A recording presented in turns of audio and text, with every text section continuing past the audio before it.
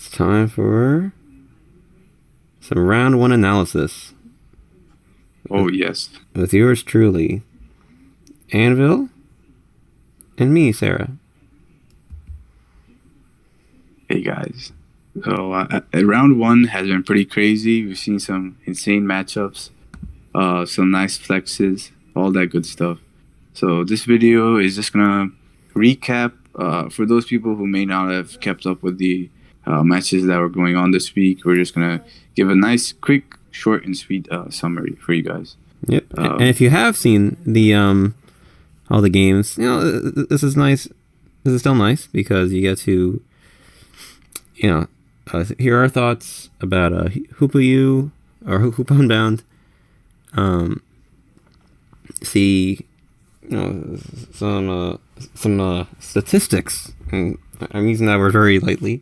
Some Hoopa U statistics, and then our thoughts on the future outlook of the tournament. So, without further ado, let's take it away.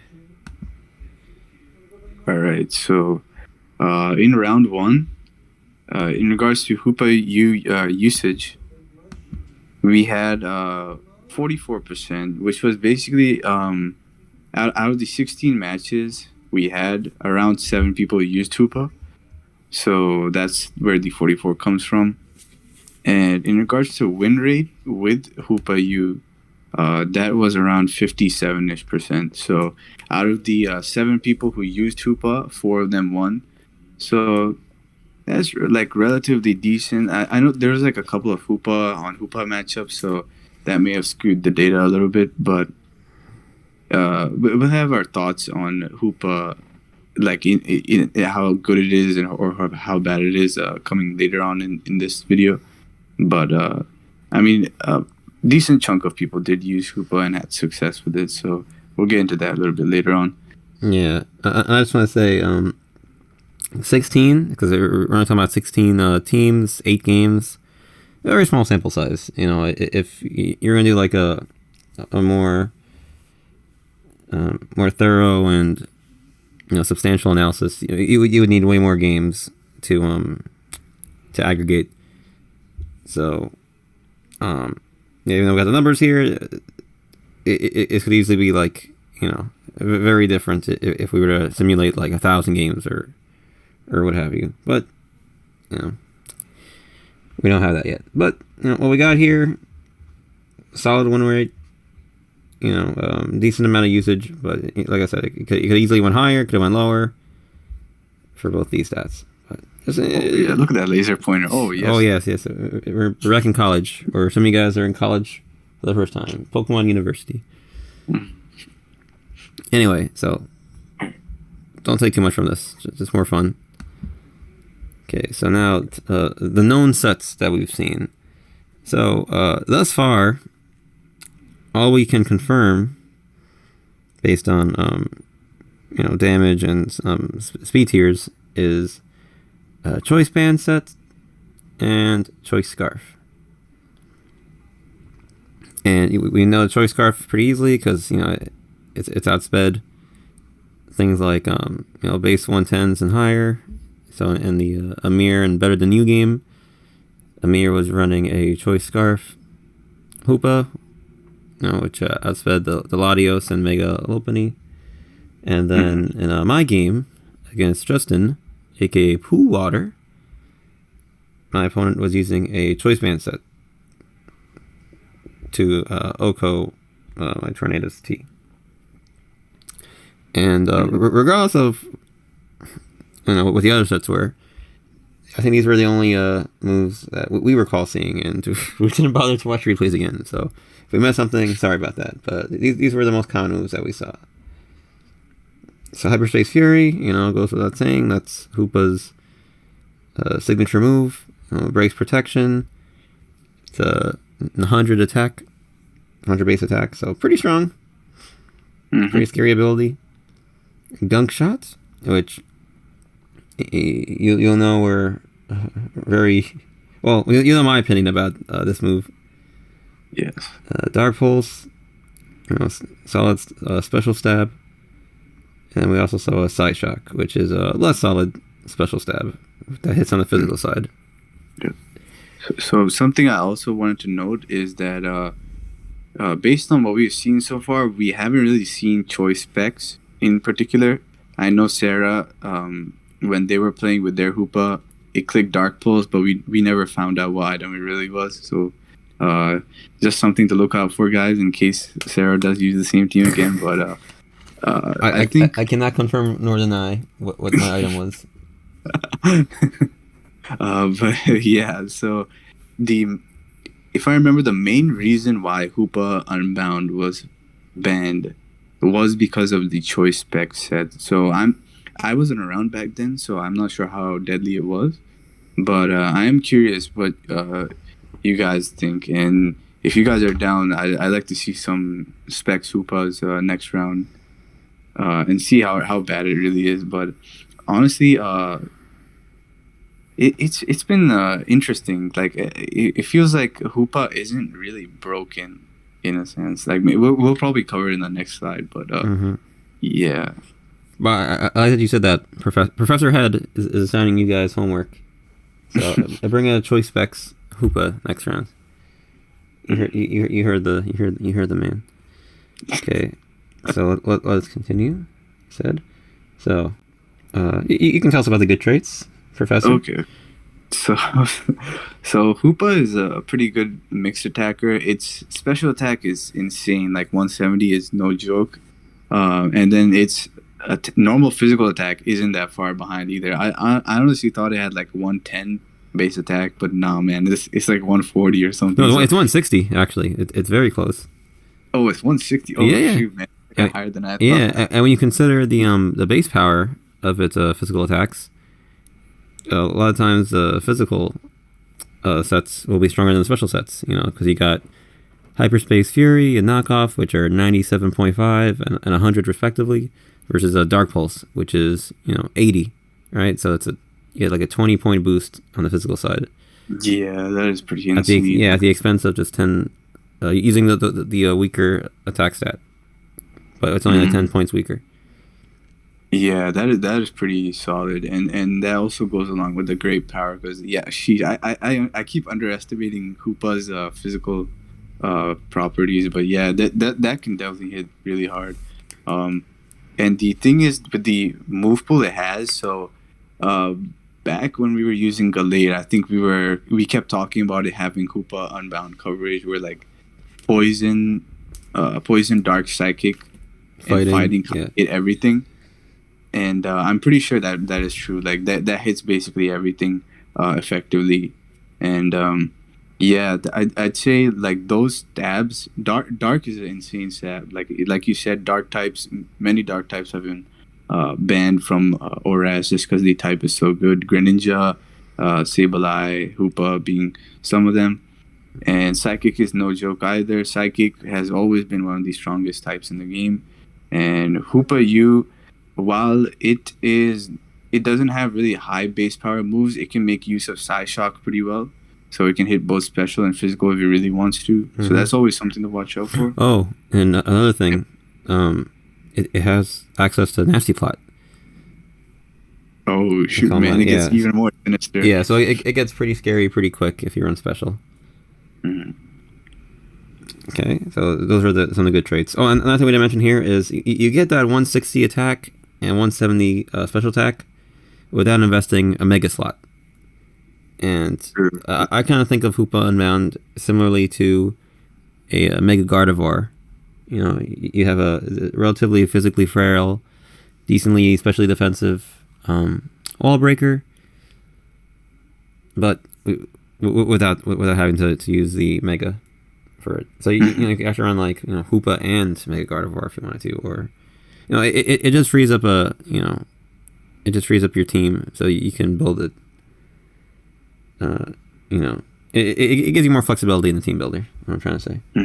But let's talk about its shortcomings. So I think the biggest one for me is its bug weakness. It's very exploitable because U-turn is a very relevant move. Most teams, or at least most balance, or at least most offensive teams, have at least one U-turn user, I'd say. They're very common. You got your Landorus's, of course. You got your Tornadus Therians. You have Scizor. You have... well, those are big ones. Just one thing of the other common ones. But those three are really common. Yeah. And then you got your Volt Switchers too. It's very easy to scare it out. And when you combine that with its very frail physical defense, I think it's only base 60. So base 60, quad weak to bug. You're not living a bug attack. Especially if it's physical. Like, it doesn't have to be stabbed or anything. Or infested. It's likely going down. So yeah, because of that, you're forced to switch. Even after you get like a kill, they might bring in like their Scarf Lando on you, and then you're forced to switch out. Or if you're running a choice set, which many people seem to be running in round 1, you enable setup. Like, just to reference my game again, my opponent he O-code my Tornadus Therian, but because he was choice locked into Gunk Shot, it gave me a free turn to set up with my Mega Scissor, and then just bullet punch the rest of his team. So when you're locking into like an inaccurate, very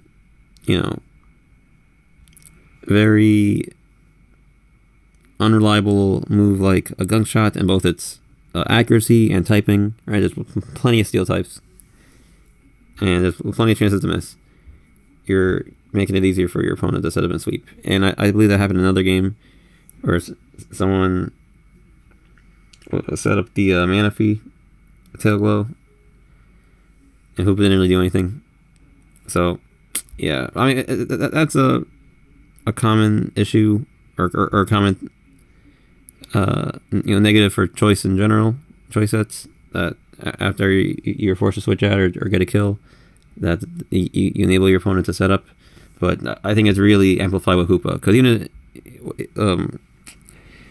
defensively, right, you can't take the U-turn. Offensively, either you're locked into the wrong attack or what have you. So it's very easy to take advantage of, basically what we're saying. And then this is probably like the least big issue here that I have listed, but its speed tier. It's pretty middling. It's a base 80, which outspeeds your Heatrans and stuff, but you kind of wish it was higher. And because of that, you may want to give it like a choice scarf to give it some more, give it a better speed tier. But like we said, that goes into the issue of being setup fodder or something of that nature. So these are the shortcomings.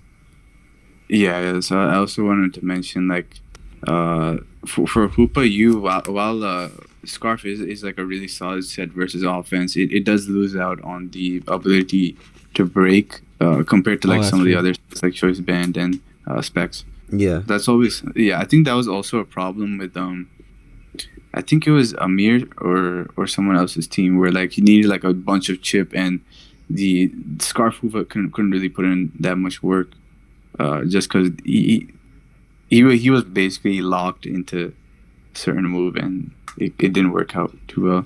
Yeah, that's true. So even though it's got that great those great offenses, you aren't able to enhance them to make them turn some of those attacks that are two KOs into OKOs, and with Hoopa's physical bulk, you may really want to just turn those into OKOs. Like you can't OKO a Clefable, for instance, with that band. Otherwise, you have to hit 2 Gunk Shots, and then then that's much more dicey of a proposition. Okay, so far, we think. Oh, sorry, I forgot we changed it. So, Anvil and I both think it's a decent Pokemon. Hoopa Unbound. The unpredictability of its set, whether it's running choice, Scarf, Specs, Band, or no Scarf item at all. It could be a Nasty Plot or something. All right, all that unpredictability and surprise factor could really, end up putting the game in your favor or against you, because your opponent doesn't know what you have, and they have to scout, and it's it's really hard to scout a Hoopa, right? Because when you try to scout it, it may just OHKO you. So it's very threatening. It can very easily get a kill, clicking like a very brainless hyperspace fury or what have you. So yeah. Oop. Sorry, I didn't want to cut you off, but No, on a similar note, it seems that based on the way Hoopa is played, it honestly comes down to what you said, just seeing what Hoopa said it is. Sometimes it puts in too much work and it just OHKOs you, but I think based on what I've seen, it doesn't seem like it's too broken. Like, it feels like, sure, you'll get a kill with it, but it'll just get killed back. That sort of thing. It's like a trade type of mon, where it really you have to choose one or the other. Either you're Scarf and you can clean stuff up at the cost of power, or you are powerful and you can break through a team, but you fear being revenge killed and exploited that way. So it seems like it doesn't have anything that throws it over the edge per se. It just feels like like you said, a Mega Gardevoir that doesn't take up a Mega slot. Yeah, I really don't see how this is broken. Of course, small sample size with a tournament. I'm sure many people that are using it today weren't around when it got banned before, so maybe we're all just running bad sets or whatever. But thus far, it hasn't really been overwhelming in any of the games. Okay, so now round 1 results. Now we're going to talk more about actually the events that transpired in the first round. Yes. So this is for my folks that don't feel like watching the games, which I would understand why I wouldn't. But here we go. Here's all the games. So game 1 was Spylinus against Ithy, with Ithy winning. The Bolds are the winners. We had Tusher versus Waffles or Z, with Waffles victorious.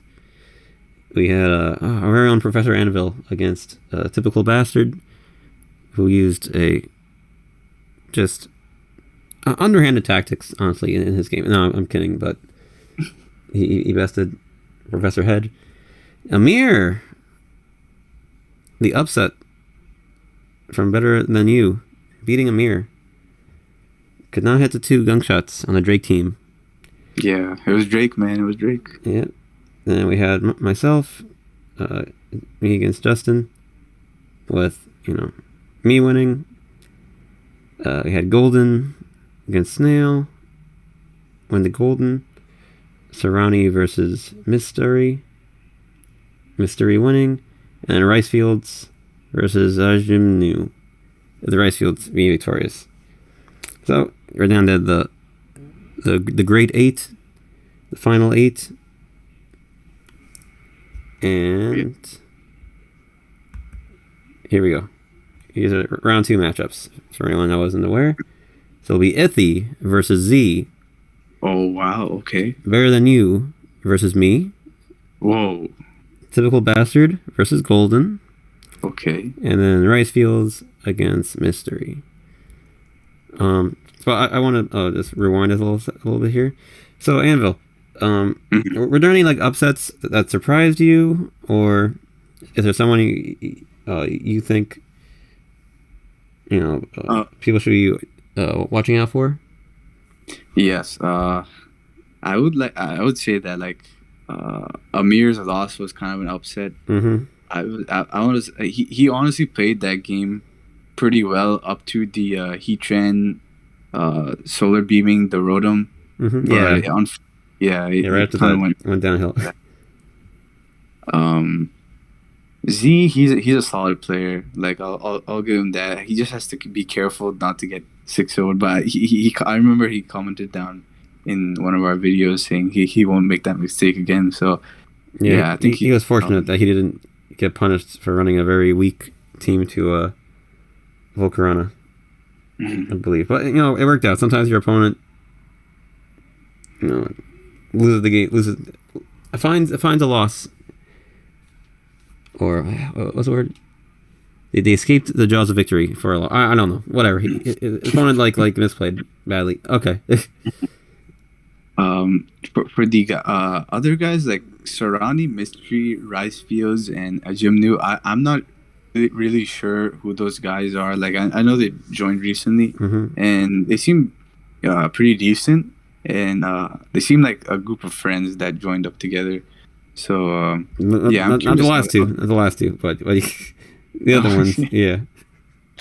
True. Yeah, I was surprised by Spy's Linus's loss because it looked so good the first 20 turns, and then there was like 3 big misplays that really cost him the game. So yeah, another poor late game showing we saw here from Ithy. Sorry, from Linus. Besides that, yeah, I don't know these other guys that well, but I know Golden's like pretty high on the ladder. We played him, so he's a solid player, and Snail is too. But I think Snail is also still learning, so not too surprising. Yeah, I think you losing to Typical Bastard was interesting because I didn't know who this was before, but you know, I think that they played well enough, and it was also a really hard matchup. I think you had. So it just be like that sometimes, folks. You know, sometimes the team matchup makes it hard in Pokemon, and sometimes the best player doesn't always win, or whatever the case may be. So yeah, these are the upcoming. Oh, excuse me. These are the upcoming games. This week versus Waffles. Oh yeah. Who do we think's gonna win that one? Yeah, I think, man. Sorry, man. I respect the Waffles because Waffles pulls up with heat and still wins. Like I remember, like me, him, and Sid were like laddering a couple weeks ago, and he brought like Torterra, and he was still like smashing people. So I respect my man Z. So I'm gonna go with him. He's very active on our server, and he is one of our gym leaders. So yes. Yeah, he's a good player. So yeah, I'm inclined to go Z here as well. And then we got Better Than You versus me. Well, you know, he says he's better than me, so I can't tell yet if that's accurate. I don't know him that well. We'll see. Yeah, we'll find out. I really don't know much about this guy, but he beat Amir, so you know. You know, Amir, one of the best players in ORAS, especially not like actively on our server. So you know, no easy task. I got Typical Bastard versus Golden. I'm rooting for Golden just because Typical Bastard did you dirty. But you know, besides I got nothing like against any of these guys. But no, I do think Golden is quite good. So probably gonna say Golden's gonna win there. And then Rice Fields versus Mystery. Again, we don't know these guys too well, but from what Rice Fields said in chat, I don't know if he was being like more humble, but he said he isn't that good at ORAS compared to the other gens. But you know, maybe he's like the GOAT in other gens, and he's only like you know above average in ORAS. I don't know. So I'm gonna go with Rice Fields though. Here, so. Yeah, those are our predictions. Nice. Oh, do you agree with me on these, Anvil? I might go with Typical Bastard for this. Oh, okay. Just because like, if he can beat me, I want to see how he does versus like other players. Yeah, I feel you. It feels better if you lose against the guy that's going to win. It's like, well, what could I do? He was the best player in the tournament, you know. Yeah, he's also like one of the couple guys that like he's asked me for like teams before, so I think he was using somebody else's team or he made his own team versus me, but I think in the upcoming rounds he might use something I passed him, but it kind of depends. When I asked him, he said he wanted to run like standard ORAS, which is perfectly fine. You guys don't have to use Hoopa U if you don't want to, but yeah, I think I would like to see how he does in other matches too. Okay. And then I'll just put my money on Mystery just because he's a mystery. Oh, okay. Oh, okay. So we got some contention. Well, one of us will be right for these. I guess we'll see. True. You never know. And then finally, our predictions, which we just did. Oh, wait. Just kidding. So I guess this is for the whole thing, not just round two. So Anvil, you have a Saera will win prediction? Yeah, someone named Saera. I honestly don't remember who this person is, but yeah, I don't know if Saera was playing. I think there's a slimmer Hoopa. Maybe that's what you're thinking of. Slimmer Hoopa. Yes, that's right. That sounds familiar. Yeah, they're pretty solid. Their game. Yeah, sure. And yeah, I'm gonna go with myself losing just to be contrarian. So, one of our predictions will be right here. Yes. Either Anvil's or mine. I think mine's is more likely, but if Anvil's correct, he'll look really smart. It's a win-win situation for this Saera person because either their prediction is wrong and they win, or their prediction is right but they'll lose. Yeah. But it's win-win. It really is win-win here for someone. All right. Yeah, so that's about it, guys. So just a quick summary overall. Hoopa decent. Hoopa flawed. Still solid mon.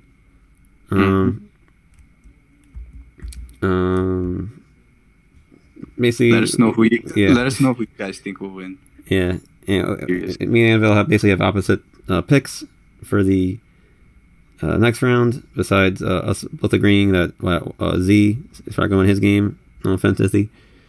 But then we have different ideas of who's going to win. But yeah, that's about it, guys. So just want to say, love all the engagement. We had 40 subscribers recently. Which was a pretty big number for us. Considering I think we were at like 28 like about a month ago. So the channel's really been popping off lately. So yeah, thank you everyone for your clicking our videos, subscribing, commenting.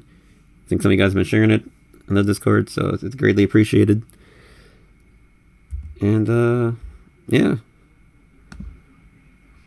that's all we got. Yep. I look forward to next round. Can't wait to see some heat. Yep. Okay, right, guys. So take care.